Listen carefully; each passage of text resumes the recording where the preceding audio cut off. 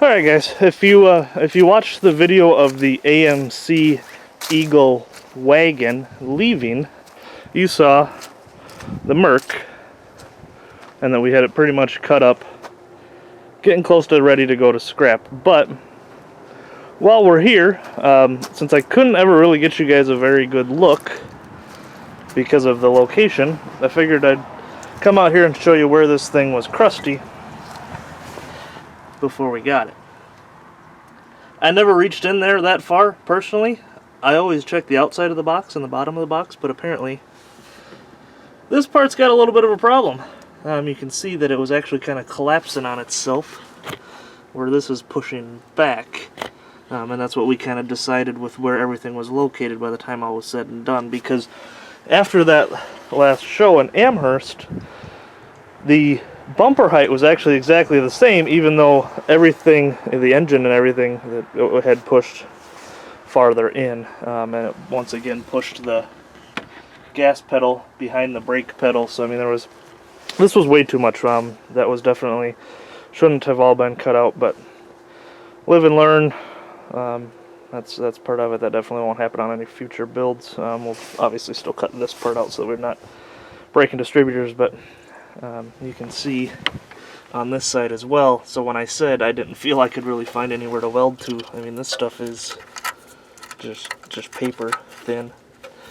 So would I run another one if it was in this shape? Like I said in the last video, probably. If I find one that's rusty, crusty, ugly like this, I would probably run it, but I'd probably only do it if the stock 4.6 is still functioning, and the transmission's still good. I don't think I would take the time to build another one of these with that kind of rot.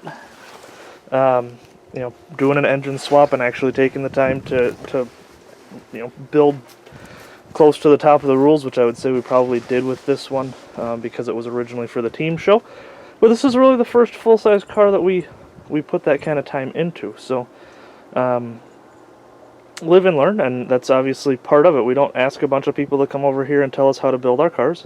We want to read the rules and interpret and just do the best we can, learning ourselves as we go along the way. Everybody in today's world, unfortunately, wants it to just be handed to them. That's not really how we operate. So there it is. You can actually see what we were talking about, because it didn't really look all that bad. I mean, if you look right here, that box looks pretty clean. If you look right there, it looks pretty clean. If you look underneath it, it's not that bad. We knew it was crusty over here where I had plated, but I didn't really think that was a huge issue, and turns out the big issue was just not reaching far enough in to see just exactly how crusty these things were. So something to look for if you guys are looking at Vicks. I know a lot of you guys are. I got a pretty good mix of people that are builders that like to spend the time and build these cars, and you guys already know what you're looking for. But I know I've got the same amount, if not more, that are, enjoy the fun of derby and the bone stock type of stuff. And I would certainly still run another one of these with this kind of condition in another bone stock or semi-stock type of show, just running the stock engine and transmission and not doing a ton of building to it. Before YouTube, I don't know if any of you guys have seen the videos, but I had run a 96 Grand Marquis, and it had the stock 4.6. It was about as stock as they come. I went to a semi-stock type of show, and I managed to pull out a second place with it against cars that were a little bit more built, but there was a lot of cars that just had stock engine transmission. So it is still okay, because I mean, you can still find these cars relatively cheap, and if they're in that kind of condition, the builders aren't going to want to buy them. So I would say, especially if you're new, pick one of these things up if you can, and just it gives you the experience of driving a front or a rear-wheel drive car without a ton of time and money invested. Originally we paid $400 for this car. By the time I sold the converters off of it, we were into it for about $200. This was a while back. Converter prices weren't quite as good as they are now, but still.